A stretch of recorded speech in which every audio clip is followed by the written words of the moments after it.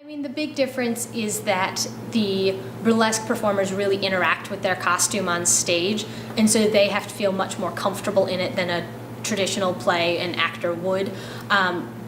Also, because of the semi-nudity aspect, that is another reason that you really have to make sure someone feels comfortable, and they need to feel sexy and attractive while they are performing.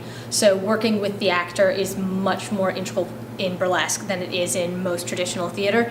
And then the costume, you know, we see all sides of it. A lot of times in regular theater, you're just seeing the exterior of the costume. A lot of my personal interests lie in a lot of the franchises that Gorilla Tango burlesque parodies. So Star Wars and Star Trek are things that I've always been very interested in and watched as a kid and have enjoyed growing up, and I go to conventions and stuff like that. So there was that personal hobby side of things, plus as a professional side of things, burlesque is a very different side of costuming than anything I had explored before. Mm-hmm. So, you know, it was an opportunity to really play with some of the costumes in a way that you don't always get to in traditional theater, because in burlesque, you know, more glitter, more embellishment, more sequins and shiny and fun is always better, whereas a lot of times in plays you're holding back, you're doing, you know, subdued and muted and distressed, and it's just a very different side. It's playful, it's fun, so that's kind of why I wanted to work here. One of my favorite costumes has been Superman, just because it was fun to take such a traditional, well-known character and put my own spin on it. As well as do the gender bending of it. We got to play with doing both Clark Kent and with doing Superman. And another one that I've been thinking about more lately is Chewbacca from when I designed The Empire Brings Sexy Back. It's a big fur kind of hoodie, but with the front open, and then a fur mini skirt.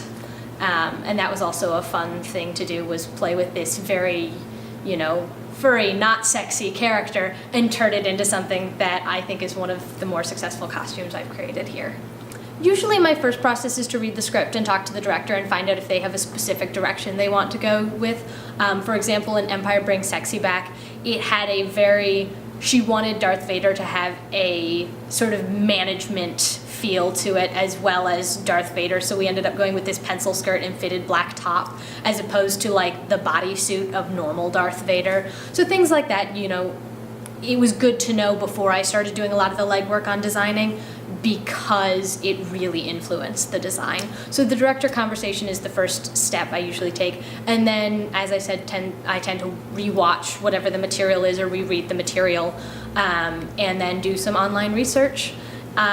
Typically, I start looking for costumes at thrift stores or other sort of local stores and see what I can get from there that I can either modify or embellish or rig, however it needs to be done. And then figure out which items I need to build and source the fabric and build them.